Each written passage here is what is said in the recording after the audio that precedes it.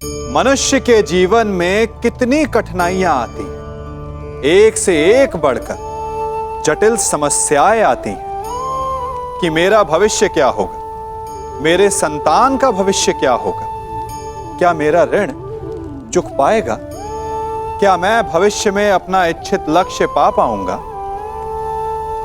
परंतु एक बात बताइए, क्या वास्तव में ये कठिनाइयां, ये समस्याएं इतनी जटिल हैं?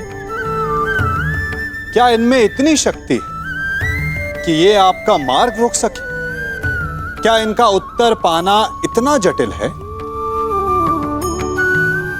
नहीं, तनिक शांत मन से विचारिए। कई बार उत्तर इतना जटिल नहीं होता जितना कि प्रश्न। वास्तविकता में आपके मन में जो प्रश्न है वो जटिल है, किंतु उत्तर तो बड़ा सरल है, और वो उत्तर है कर्म। कर्म कीजिए और धीरे धीरे आपके मन में जटिल प्रश्न और आपके मन की जटिलता दोनों ही समाप्त हो जाएगी।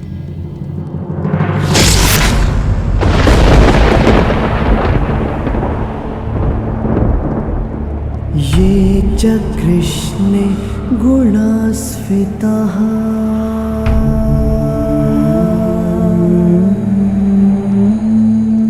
पाण्डवेषु च ये गुणाः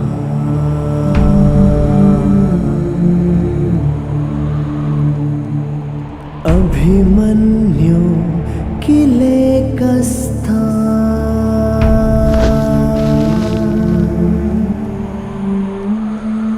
दृश्यन्ते गुणसञ्चयः।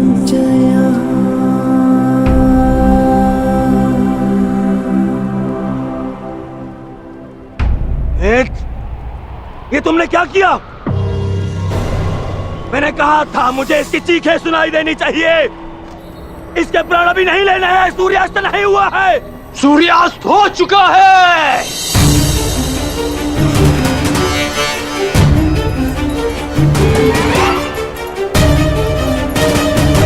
इस कुरुक्षेत्र में धर्म और नीति का सूर्यास्त हो गया है। इस सूर्यास्त के पश्चात आकाश का रंग काला नहीं, रक्त सा लाल होगा।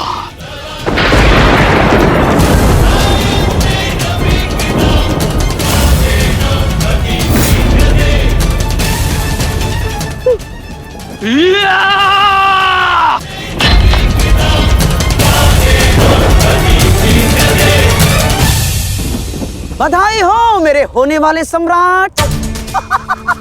बधाई हो, आज तुम्हारा प्रतिशोध पूर्ण हुआ। आज पांडवों को वो हानि पहुंची है जिससे वो जीवन भर उभर नहीं पाएंगे।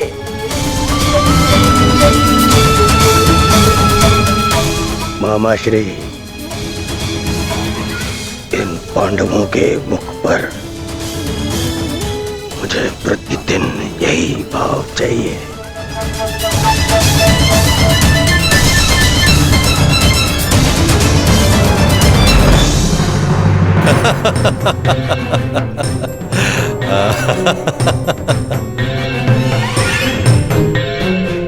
मंतव्य पूर्ण हुआ। अब शीघ्रता से गंतव्य की तरफ चलो। चलो।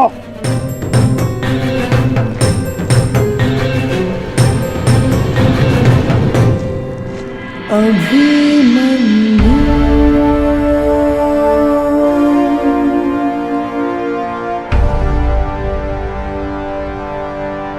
अभिमन्यु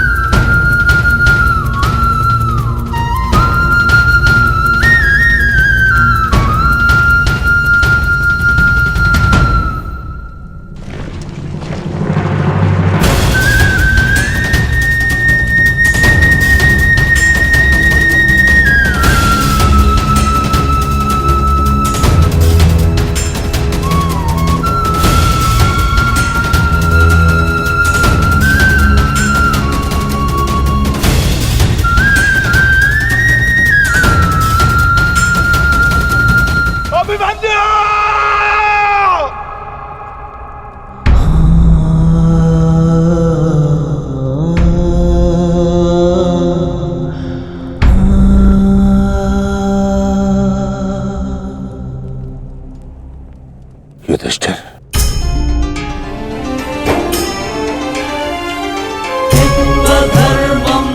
ये मुझसे बहुत बड़ा पाप हो गया जिसके लिए मैं क्षमा भी नहीं मांग सकता। पता है युधिष्ठिर, मेरे लिए सबसे बड़ा दंड क्या होगा? जो मैं अपने प्रिय शिष्य से कभी दृष्टि न मिला पाऊंगा, वो शिष्य जो मेरे लिए सबसे अधिक प्रिय है, अर्जुन।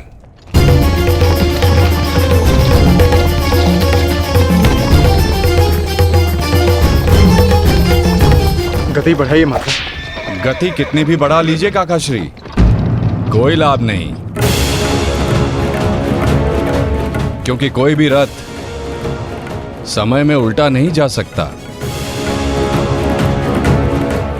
वासुदेव, अब तक मैं सब कुछ देख रहा था, परंतु अब रहा नहीं गया। प्रभु, मेरे मन में कुछ संदेह है। मेरी मृत्यु धर्म स्थापना के लिए आवश्यक थी, परंतु क्या उस वीर का अंत भी आवश्यक था? क्या आप उसे टाल नहीं सकते थे? ईश्वर भी समय से परे कहाँ है बारबरीक? परंतु ईश्वर स्वयं समय भी है ना? किंतु ये समय ना प्रश्न करने का है और ना ही अवसर उत्तर देने का।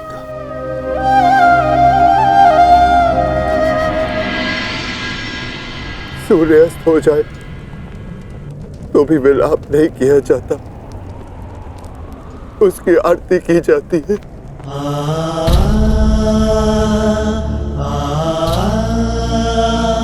आज आपके प्रिय शिष्य के पुत्र ने आपके द्वारा दी गई शिक्षा को सार्थक कर दिया,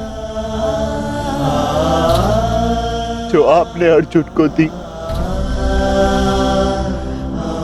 और अर्जुन ने अभिमन्यु को। आज हम सबके मन भरे हुए हैं, परंतु कांधे ऊंचे, और अब हम में से कोई नहीं रोएगा।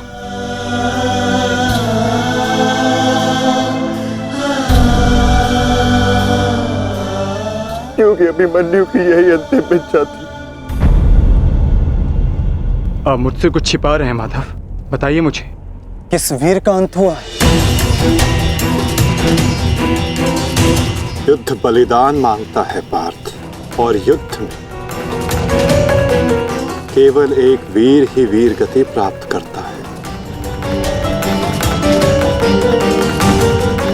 नहीं, ये मेरा उत्तर नहीं है माता। मुझे सत्य जानना है। क्या हुआ है युद्ध भूमि में? क्यों आप सुशर्मा के साथ युद्ध में इतने व्यतीत थे? क्यों मेरा मन इतना अशांत है? क्यों मैं भय से इतना कांप रहा हूं? क्या ये सभी संकेत किसी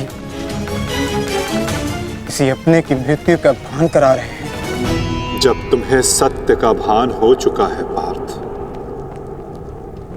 तो क्यों तुम मुझसे असत्य बुलवाना चाहते हो?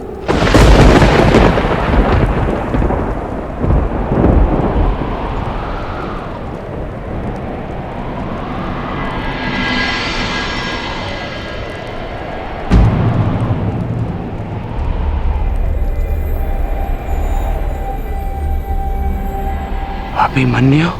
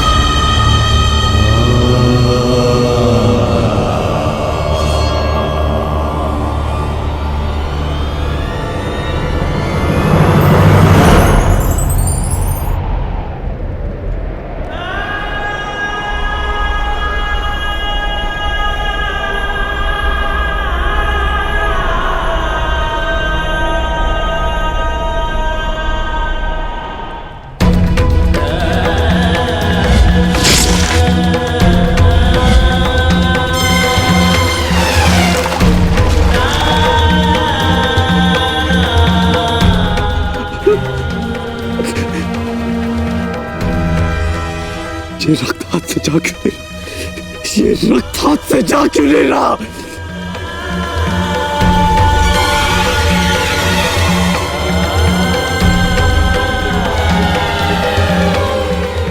ये रक्त मेरे हाथ से नहीं जा रहा।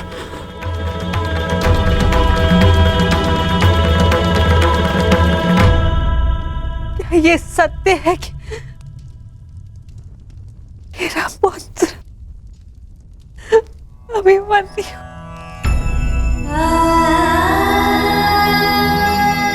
कर्ण, क्या ये सत्य है? आज अभिमन्यु की मृत्यु नहीं हुई है, आज धर्म और करुणा की मृत्यु हुई है। नीति और चेतना ने मौन साधा है। आज इतिहास से ना अभिमन्यु की शौर्य गाथा कभी लुप्त होगी और ना ही कौरवों के माथे से इस पाप का कलंक जाएगा। अभिमन्यु का मृत्यु बाण हम सबके चरित्र को छलनी कर चुका है।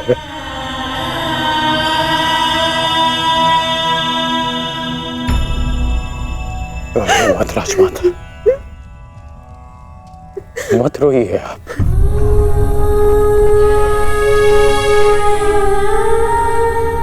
आपके अभिमन्यु के अंतिम समय में उसके मुख पर विजय की मुस्कान थी।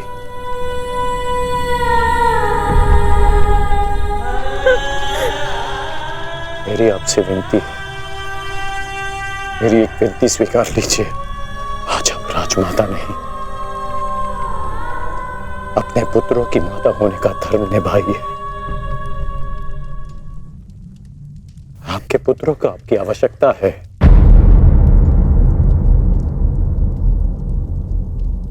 आप पांडवों का विलाप रोकिए और मैं अपने पाप का पश्चाताप करूंगा।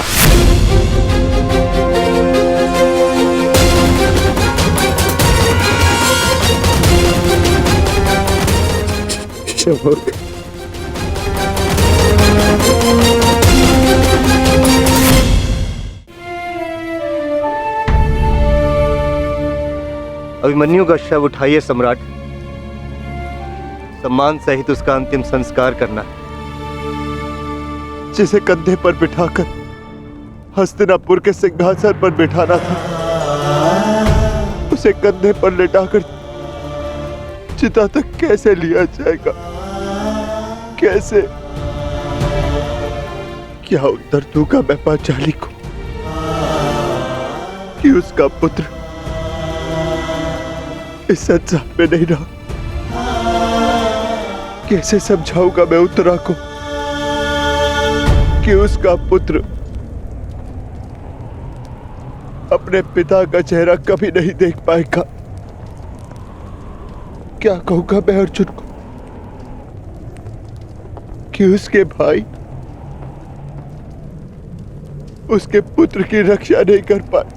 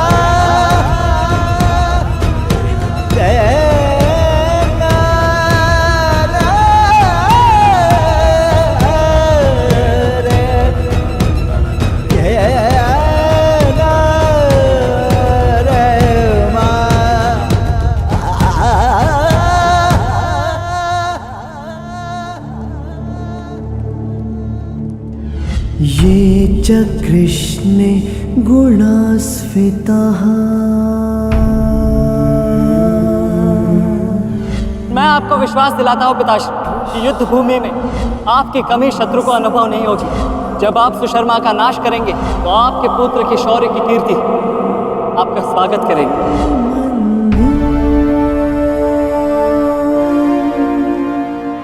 आशीर्वाद दीजिए मामाश्री कि मैं विजयश्री प्राप्त कर लूं। मेरा आशीर्वाद तुम्हारे साथ है पुत्र।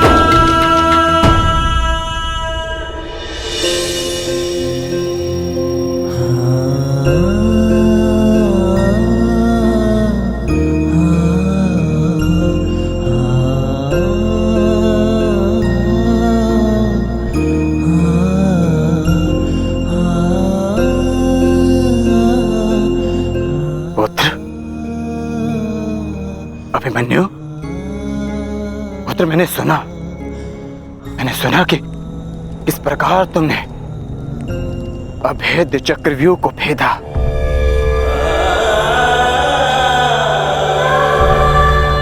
मैंने सुना कि इस प्रकार तुमने दुर्योधन के अहंकार को भेदा।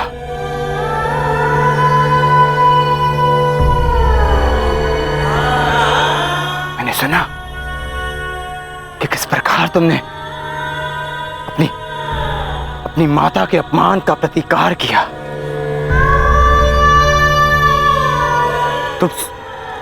तुम सुन रहे हो? मैंने सुना। मेरे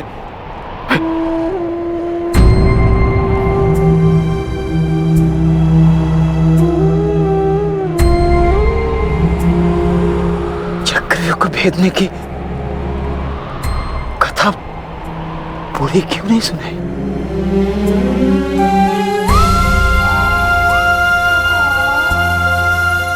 अगर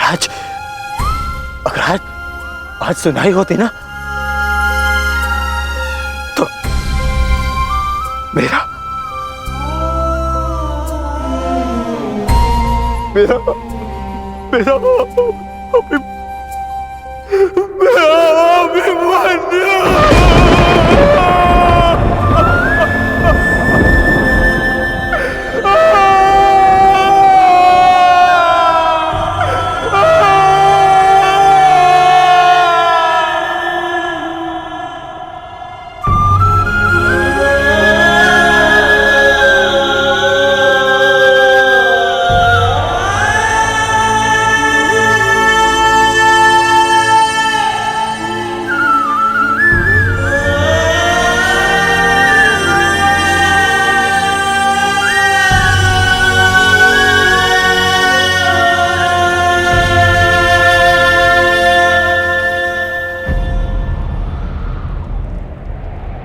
जब एक रोता हुआ पुत्र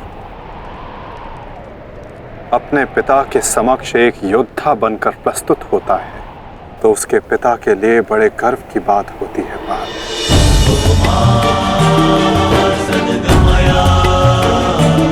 और जब एक योद्धा पिता अपने वीर पुत्र के समक्ष रोता है तो वो पुत्र के लिए बड़े अपमान की बात होती है।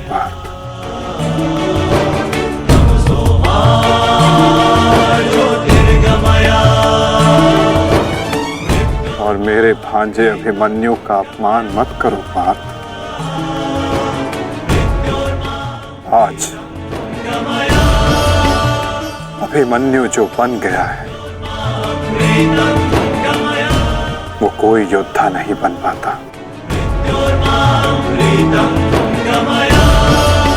आज वो विजेता नहीं,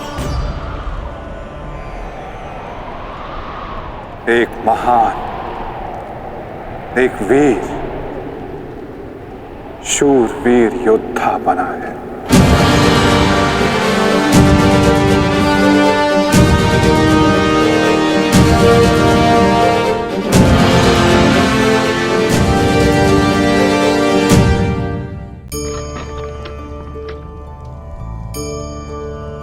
इसे देख रहे हैं? कुछ स्मरण हुआ? आपको आपके बालपन का स्मरण करवा दिया ना इस पहिए ने। कदाचित कोई बालपन में ऐसा होगा जिसने ये खेल ना खेला हो। हां, इस पहिए का आकार एक सिक्के जितना या इससे बड़ा हो सकता है, परंतु ऐसा कोई नहीं जिसने ये खेल ना खेला हो। इसे गोल गोल घुमाते रहना, निरंतर चलाने का प्रयत्न करना, कितना आनंद आता था ना। हमें उन पहियों के खेल से मिले मनोरंजन का आनंद स्मरण हो आता है, परंतु उन पहियों के खेल से बालपन में मिली सीख हम अधिकतर भूल जाते हैं। और वो सीख है सदैव गतिमान रहना। उस खेल का केवल एक ही तर्क होता था, यदि उसे संतुलित रखना है, यदि उस पहिए को गिरने नहीं देना, तो उसे निरंतर गतिमान रखना होगा। और यही जीवन है। जीवन में यदि सुख दुख, हानि लाभ, आनंद और कष्ट का संतुलन बनाए रखना है, तो सदैव गतिमान रहिए। किसी एक कष्ट, किसी एक दुविधा के पल में ठहर के ना रह जाओ, कर्म करते रहो। विचार कीजिएगा।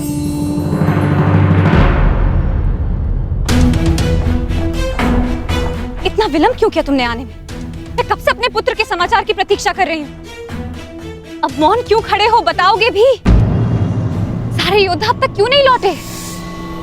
कुछ बोलो।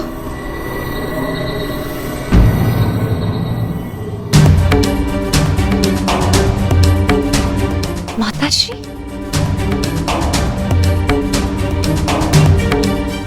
धन्यवाद माताश्री। आप यहाँ?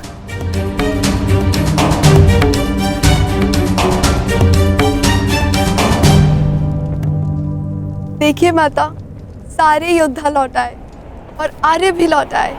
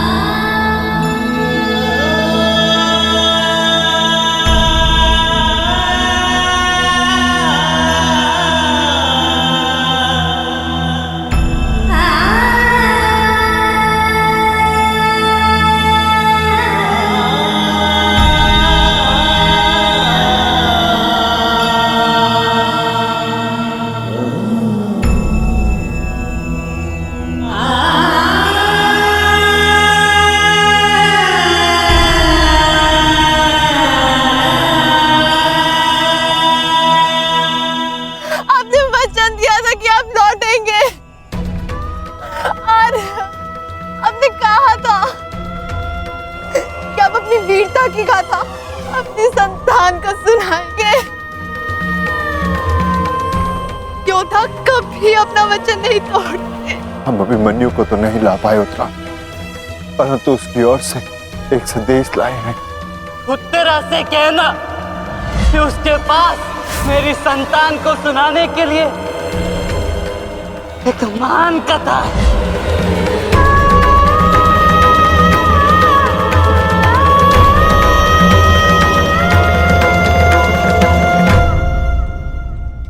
उत्तरा,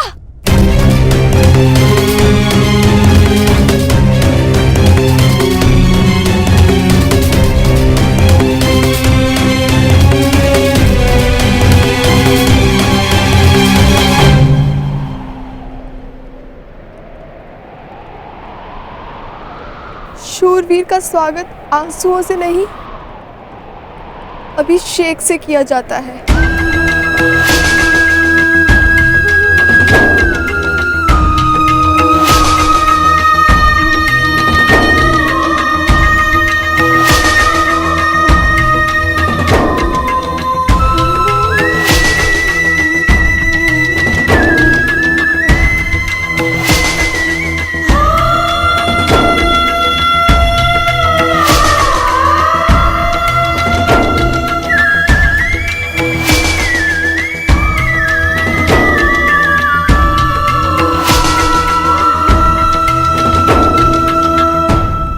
यात्रा पे जा रहे हैं आर्य,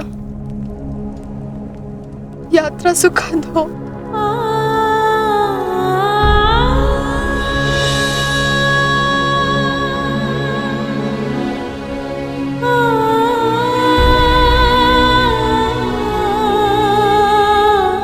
मेरी शुभकामनाएं हैं कि उस लोक में आपकी कीर्ति अक्षत हो।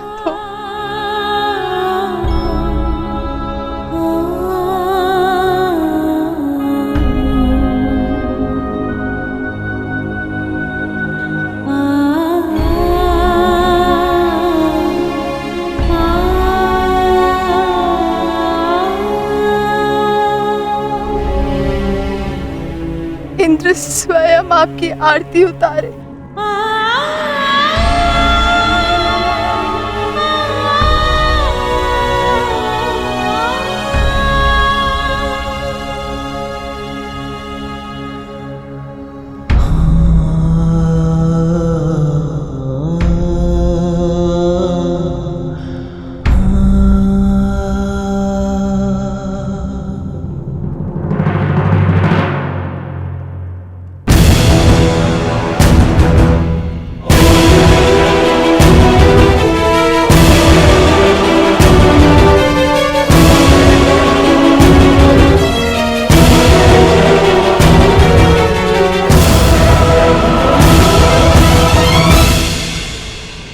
क्यों आए हो यहाँ? हमारे पुत्र की मृत्यु का उत्सव मनाने? नहीं,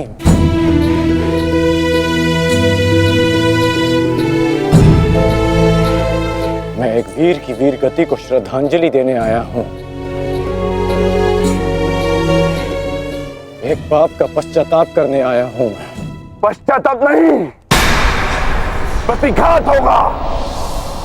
कौरवों ने नियम भंग करके सीमा तोड़ी है और अब मैं इस महायुद्ध में बनाए हुए सारे नियम त्यागता हूं।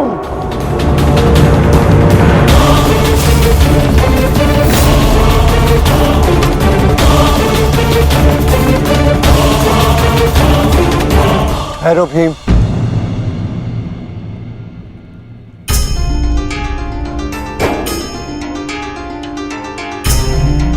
ये मत भूलो कि हम पांडव हैं, कौरव नहीं।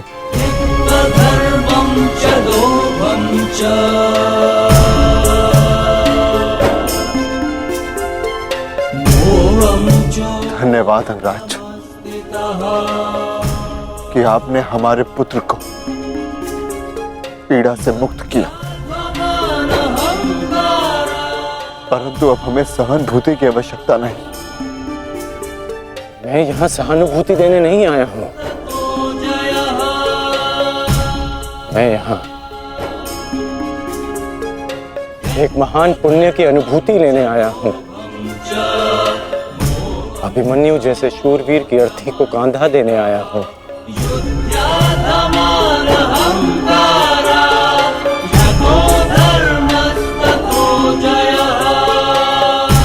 इस पुण्य से मुझे विरक्त मत कीजिए धर्मराज। ये युद्ध है युधिष्ठिर, और युद्ध में स्थिर रहना तुम्हारा धर्म है, तुम्हारे नाम का अर्थ है। अंगराज ने भी इस युद्ध में अपने पुत्र को खोया है। वो यहां अपना दुख बांटने आए हैं, अपनी पीड़ा काटने आए हैं। अंगराज को आने दो युधिष्ठिर।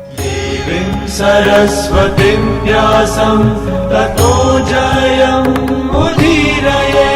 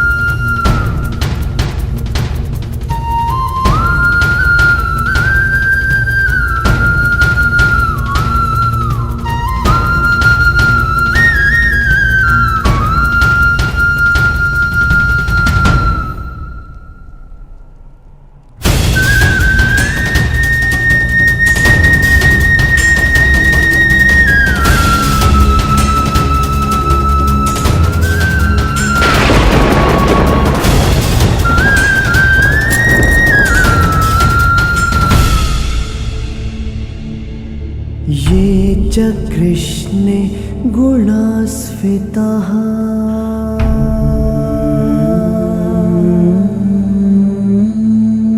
पाण्डवेषु च ये गुणाः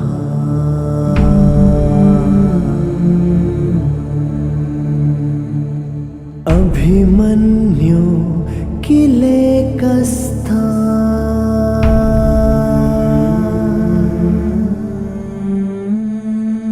दृश्यन्ते गुणसञ्चयः।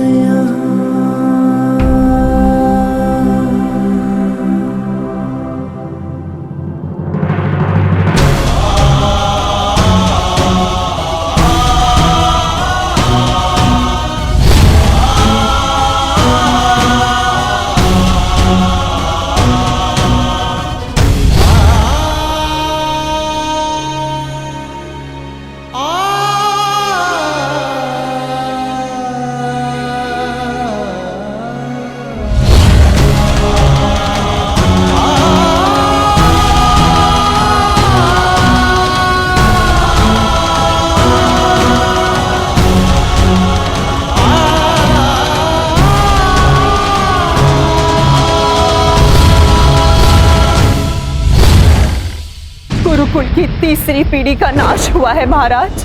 ये ठीक नहीं किया दुर्योधन ने।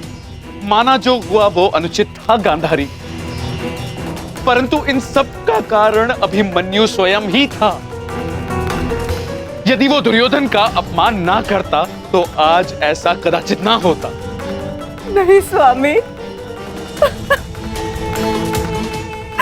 मेरी आंखों पर पट्टी बंधी हुई है, परंतु हस्तिनापुर का जलता हुआ भविष्य मैं स्पष्ट देख सकती हूँ।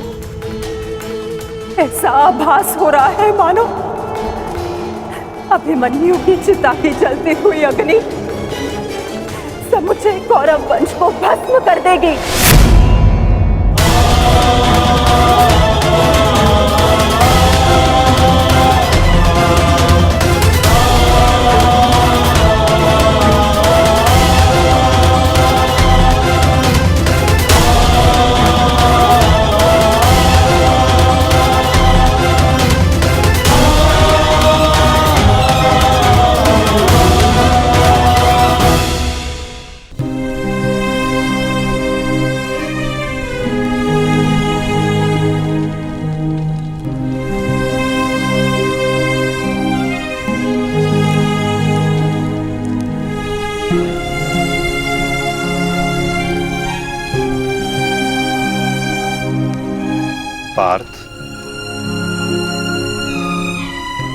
अंतिम विधि आरंभ करो।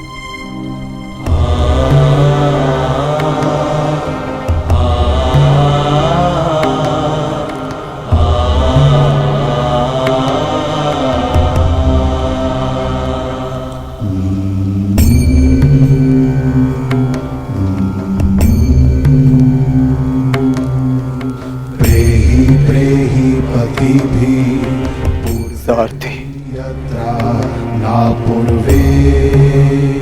कैसे लड़ा था मेरा पुत्र? उत्तर दो। ऐसे जैसे अंधकार से सूर्य लड़ता है और पूर्ण रूप से उनका अंत कर देता है। एक अद्भुत तेज था आपके वीर पुत्र में, और उनका सारथी होना मेरे लिए गर्व की बात है।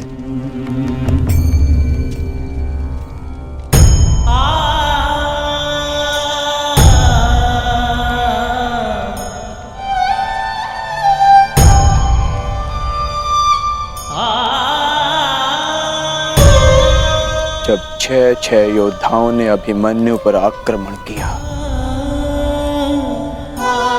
तो उसने क्या कहा था भ्राताश्री?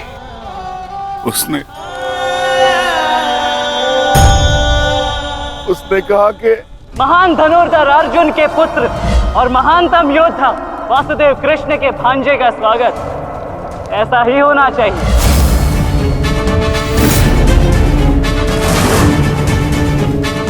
जब आपने उसे भीतर जाने से रोका था ज्येष्ठ,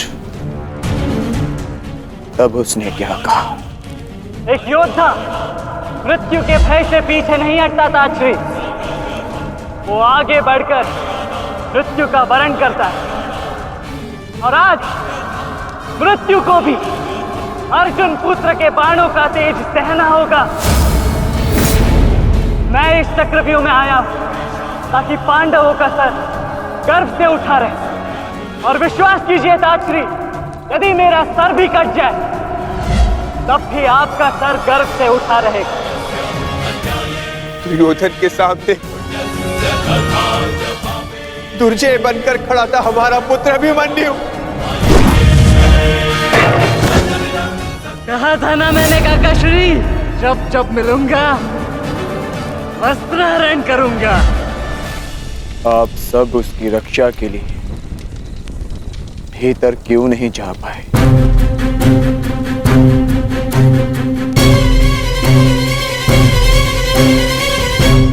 जयद्रथ के कारण, क्योंकि उसे वरदान था कि वो आज नहीं मरेगा। उसने हम में से किसी को अंदर भीतर नहीं जाने दिया, भी कारण अभिमन्यु की मृत्यु का।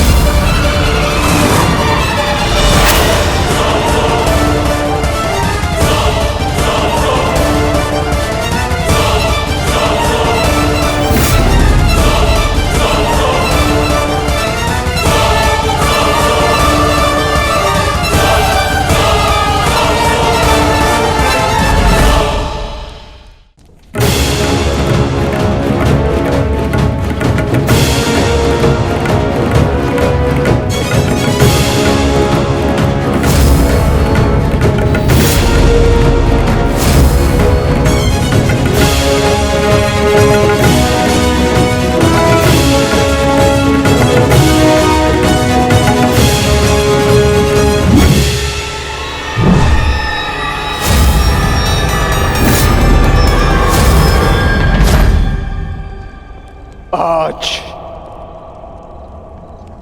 ये चिता नहीं जलेगी।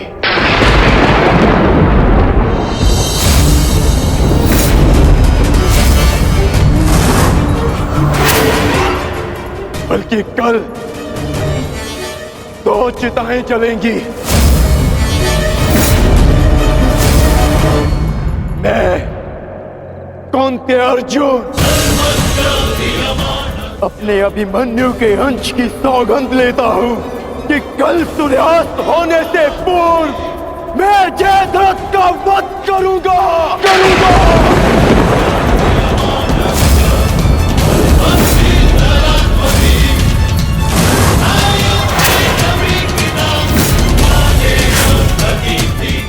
कल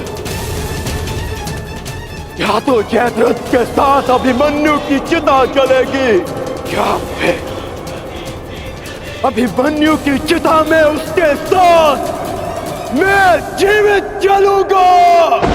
मेरा प्राण अर्जुन का प्राण।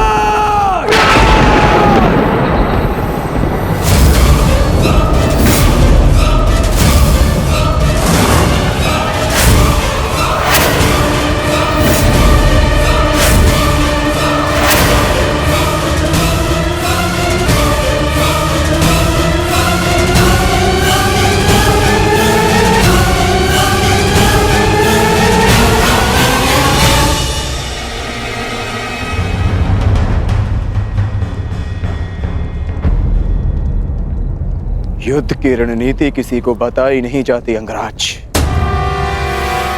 परंतु मैं बता रहा हूं।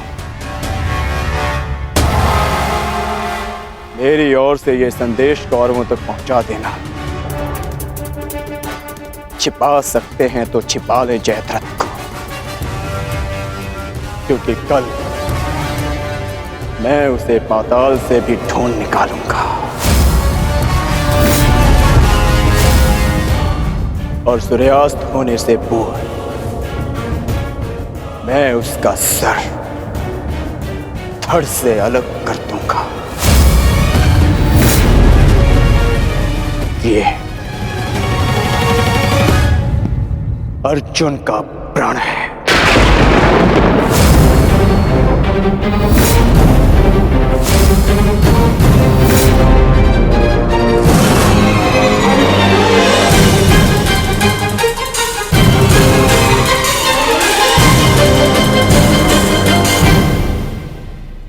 कई बार हमारे मन में ऐसे प्रश्न उठते हैं कि हमें कोई ऐसा मार्ग मिल जाए कि हमें हमारा लक्ष्य आसानी से प्राप्त हो जाए, है ना?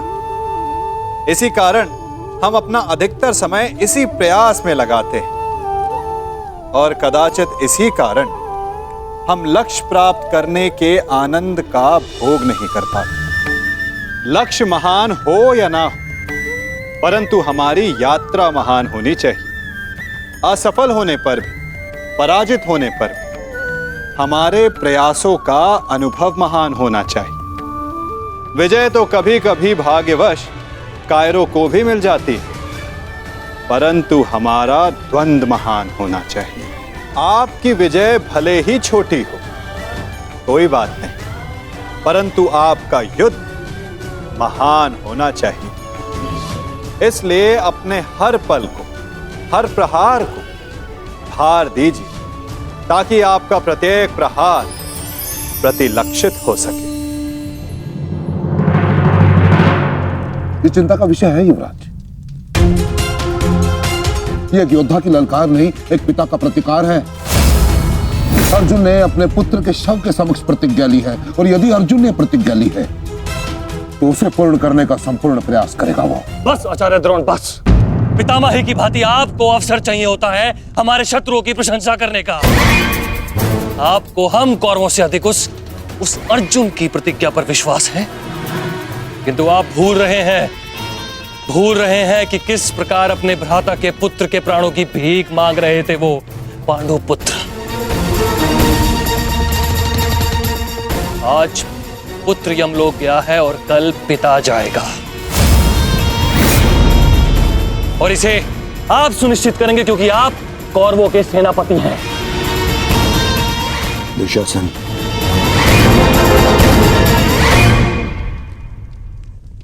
और ये कर्ण कहां है? इतनी विकट स्थिति में वो यहां उपस्थित क्यों नहीं है? ये लो, आ गए अंगराज कर्ण। हाँ, कदाचित शत्रु के शव को श्रद्धांजलि देकर आ रहे, या फिर उस अर्जुन का कोई संदेश पहुंचाने आए हैं। देकर आ गए उन पांडवों को सहानुभूति। मैं शत्रु को सहानुभूति देने नहीं, एक वीर की वीरगति को श्रद्धांजलि देने गया था।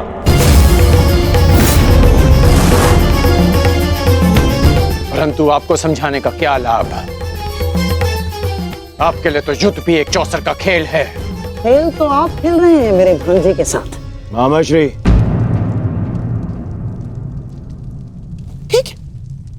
ठीक है दुर्योधन, यदि तुम कहते हो तो मैं अंगराज पर किया गया संदेह वापस लेता हूं, बस।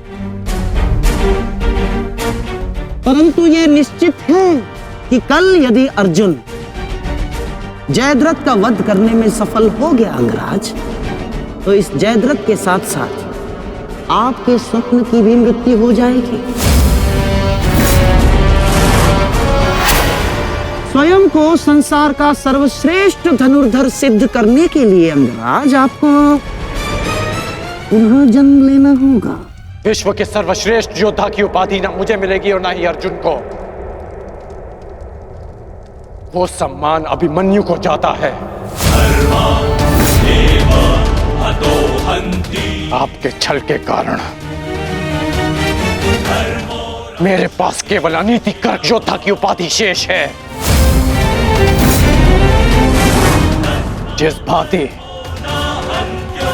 अभिमन्यु को घेर कर मारा गया, ना वो युद्ध के नियमों के अनुकूल था और ना ही एक योद्धा की प्रतिष्ठा के। मैंने तुम्हारा साथ देने का वचन दिया था, अन्याय करने का नहीं।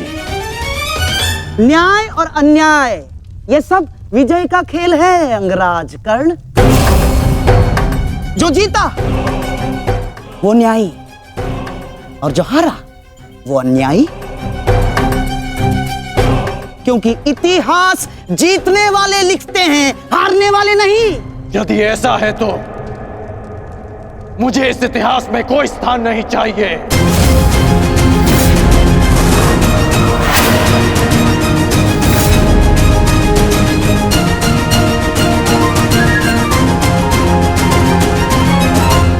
ये क्या अनर्थ हो रहा है आर्य? वो अर्जुन है, ना तो अर्जुन का बाण अपना लक्ष्य चूकता है और ना ही अर्जुन की प्रतिज्ञा अपना लक्ष्य चूकेगी। और यदि अर्जुन अपनी प्रतिज्ञा में सफल हो गया तो मेरी पुत्री को कल ये आभूषण त्याग कर श्वेत वस्त्र धारण करने पड़ेंगे आर्य। और मैं अपनी पुत्री की ये दशा देखने से पूर्व अपना जीवन त्यागना उचित समझूंगी आर्य। स्वयं को संभालो गांधारी। प्रतिज्ञा लेना और प्रतिज्ञा पूर्ण करना दोनों भिन्न बातें हैं। हमारे पक्ष में गुरु द्रोण है, कर्ण है, अश्वत्थामा है, पुत्र दुर्योधन स्वयं है। पर विश्वास करो गांधारी, तुम्हारी पुत्री के सुहाग पर कोई आंच नहीं आएगी। कल मेरी बहन दुशाला के सुहाग की रक्षा करना ही हमारी कल की रणनीति होगी। कल हमें जयद्रथ को युद्ध क्षेत्र से दूर रखना है। ना रहेगा बांस, ना बजेगी बांसुरी। संध्या होने तक अर्जुन जयद्रथ को खोज नहीं पाएगा और फिर स्वयं ही आत्मदाह कर लेगा। तो फिर ये तेरा सभा समाप्त।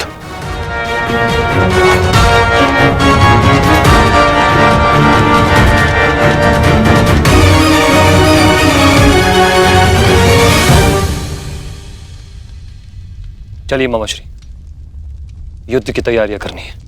वही तो,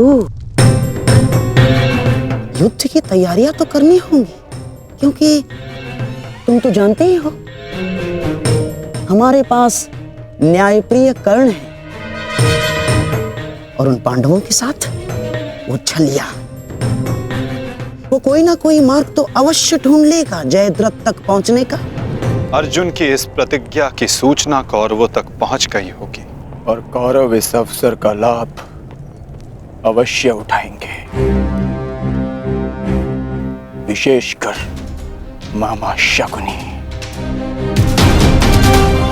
जो मेरी प्रतिज्ञा को मेरे ही अंत के लिए दुरुपयोग करने का षड्यंत्र रच रहे होंगे। सुनो, ये गांधार का सबसे तीव्रगामी अश्व है और स्मरण रहे, ये संदेश अपने स्थान तक अपने समय से पहुंचाना अति आवश्यक है। यदि ये संदेश अपने समय से नहीं पहुंचा तो समय से पूर्व तुम अवश्य यमराज तक पहुंच जाओगे। समझ गए?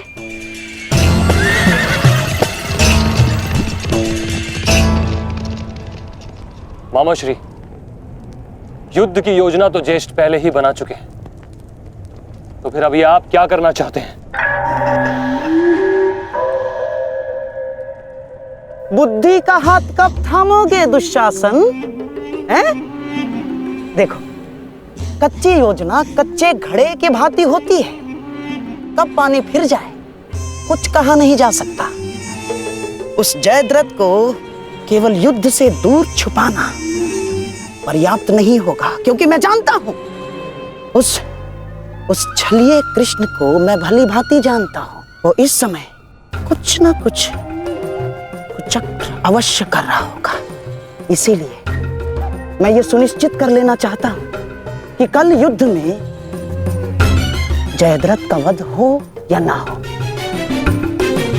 परंतु वो अर्जुन अवश्य मृत्यु के घाट उतर जाए। परंतु मामा श्री, मैं कुछ समझा नहीं। तुम समझने का प्रयास भी मत करो। जब मेरे शब्दों के बाण तुम्हारे मस्तिष्क को भेदेंगे तब तुम अपने आप सब कुछ समझ जाओगे।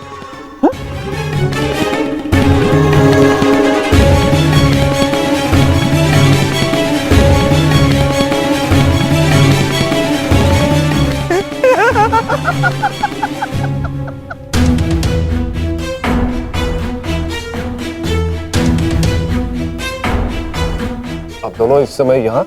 जामाता श्री, देखिए, आपको जो पांडवों से प्रतिशोध लेना था वो तो आप ले चुके हैं, पूर्ण हो गया है आपका प्रतिशोध। इसीलिए मैं चाहता हूं कि आप अब विश्राम करें, सिंधु जाकर अपनी पत्नी से मिले, अपने शौर्य की गाथा सुनाए। किंतु सिंधु जाकर किसी को ये मत कहिएगा कि आपको युद्ध से बाहर कर दिया गया है। धनुर्धारी अर्जुन से भयभीत होकर सिंधु नरेश वापस लौट आए हैं ना, किसी से मत कहिएगा, क्योंकि आपकी ये सूचना आपके अपयश का कारण बन सकती है जयद्रथ। नहीं मामा श्री, अपयश से श्रेष्ठ कर तो मृत्यु है। किसने कहा कि मैं सिंधु लौट रहा हूं? और आप ऐसे की बात कर रहे हैं? एक क्षत्रिय युद्ध भूमि से विजय पाकर घर लौटता है या फिर वीर गति पाकर? जानता हूं जामाता श्री, परंतु एक क्षत्रिय तभी मर जाता है जिस दिन उसका यश मर जाए। परंतु आपका दुर्भाग्य है जामाता श्री, ना आप विजय श्री देख पाएंगे और ना ही वीर गति का स्वाद चख पाएंगे, क्योंकि आप यहां रुकेंगे तो निसंदेह अर्जुन का सामना तो कर ही नहीं पाएंगे। कौन कहता है कि मैं अर्जुन से भयभीत हूं? नहीं डरता मैं अर्जुन से। स्नान करने का समय हो गया है, सब तैयार हैं? नहीं दुर्योधन, मैं कहीं नहीं जाऊंगा। अर्जुन से भयभीत होकर मैं अपने यश का त्याग नहीं कर सकता हूं। एक क्षत्रिय तभी मर जाता है जब उसका यश मर जाता है। मैं ये युद्ध भूमि छोड़कर नहीं जाऊंगा।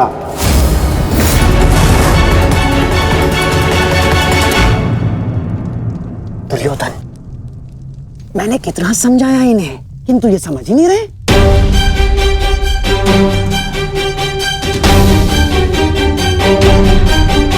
समझने का प्रयास करो जयद्रथ।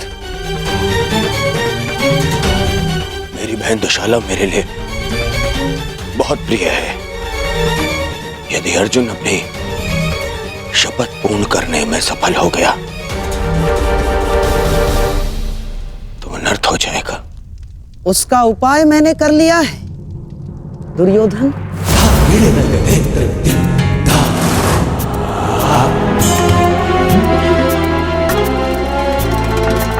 प्रणिपात पिताश्री, आप अचानक यहाँ? प्रणिपात महाराज वृद्ध क्षत्र। जामाता श्री, आपके पिताश्री को मैंने ही निमंत्रित किया है। वर्षों से तप संचित किया है इन्होंने, और मनुष्य का संचित किया हुआ तप हो या धन, आता तो संतान के काम ही है। मेरे वर्षों की तपस्या से मुझे ये शक्ति मिली। जब तक मैं संकल्प लेकर अग्निहोत्र करूंगा, तब तक जिसके भी हाथों से मेरे पुत्र का सर धरा पर गिरेगा, स्वयं उसके सर के भी 100 टुकड़े होकर गिर जाएंगे। यदि युद्ध करना तुम्हारी इच्छा है पुत्र, तो मैं कल सूर्यास्त तक संकल्प लेकर अग्निहोत्र करूंगा। अद्भुत। अब आप जाकर अग्निहोत्र की तैयारियां कीजिए। आइए पिताजी। क्या उत्तम योजना बनाई है आपने। योजना नहीं, खेल।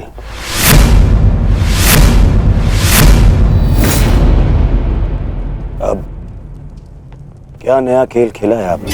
अब खेल तो अर्जुन के प्राणों के साथ खेला जाएगा मेरे होने वाले सम्राट। यदि कल संध्या तक अर्जुन जयद्रथ का वध नहीं कर पाया, तो स्वयं ही आत्मदाह कर बैठेगा। और यदि उसने जयद्रथ का शीश धड़ से अलग कर भी दिया, तो वृद्ध क्षत्र के तप के बल से उसके सर के 100 टुकड़े हो जाएंगे मेरे होने वाले सम्राट। नहीं मामाजी, आपकी ये योजना मुझे स्वीकार नहीं। मैं किसी भी परिस्थिति में जयद्रथ के प्राणों को संकट में नहीं डाल सकता। कल यदि जयद्रथ युद्ध में उतरेगा, तो केवल मेरे निश्चिंत हो जाने पर और मेरी इस समस्या का कोई निराकरण कर सकता है तो केवल मित्रकर्ण है।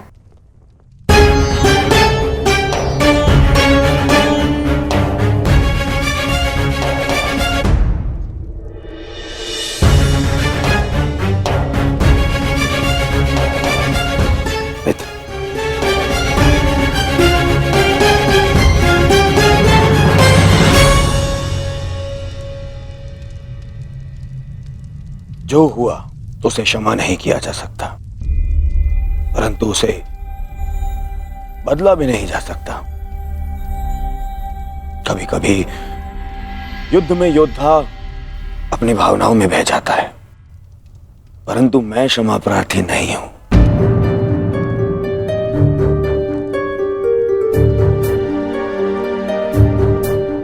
मैं क्षमा प्रार्थी नहीं हूं क्योंकि मेरे अनुजों के क्षत विक्षत शव देखने के पश्चात मेरे मन में केवल उनकी चीखें हैं, उनका क्रंदन है। शत्रु के लिए दया नहीं। मैं क्षमा प्रार्थी नहीं हूं। मैं क्षमा प्रार्थी नहीं हूं क्योंकि भाग्य ने उस क्षण के लिए मुझसे क्षमा नहीं मांगी जब उसने मेरे पिता को अंधा कर देने की नियति बना दी। मैं क्षमा प्रार्थी नहीं हूं क्योंकि उस द्रौपदी की कुटिल हंसी आज भी मेरे कानों में सुनाई देती है। मैं क्षमा प्रार्थी नहीं हूं क्योंकि उसने मुझे अंधे का पुत्र अंधा कहने के पश्चात भी मुझसे क्षमा नहीं मांगी। मैं क्षमा प्रार्थी नहीं हूं।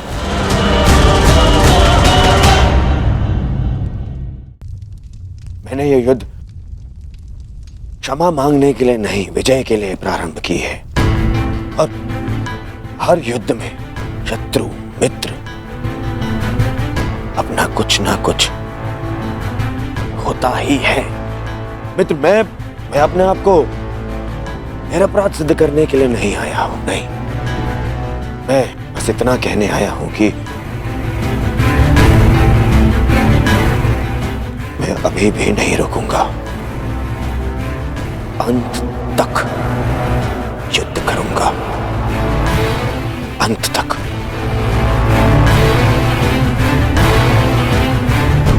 और मेरी कामना है, मेरा परम मित्र इस युद्ध में मेरा साथ दे।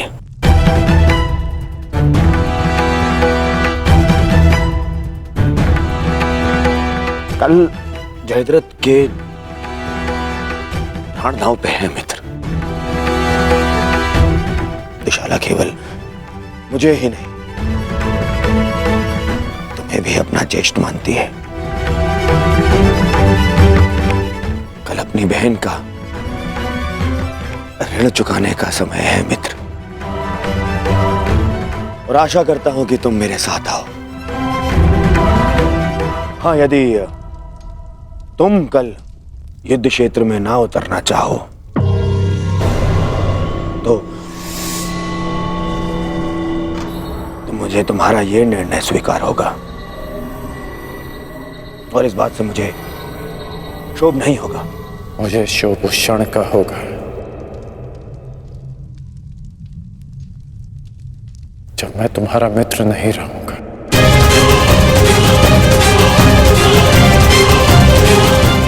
मैं नहीं जानता कि कल युद्ध भूमि में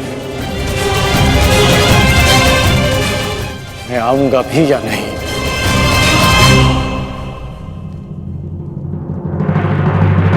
मैं फिर भी तुम्हारी प्रतीक्षा करूंगा।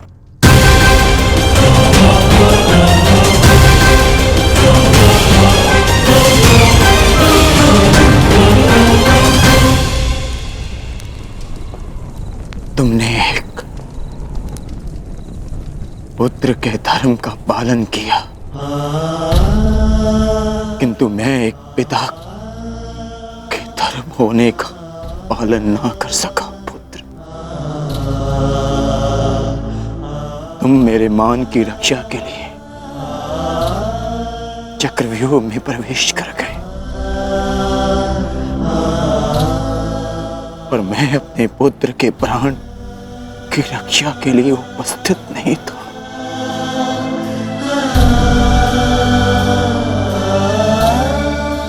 किंतु एक योद्धा का पिता अपना कर्तव्य अवश्य पूर्ण करेगा। तुम्हारे साथ हुए अन्याय का प्रतिशोध मैं अवश्य लूंगा अभिमन्यु। हम तुम्हारी प्रतीक्षा करेंगे अर्जुन। आओ आओ कौन्तेय, आओ। तुम्हारी मृत्यु तुम्हारी प्रतीक्षा कर रही है।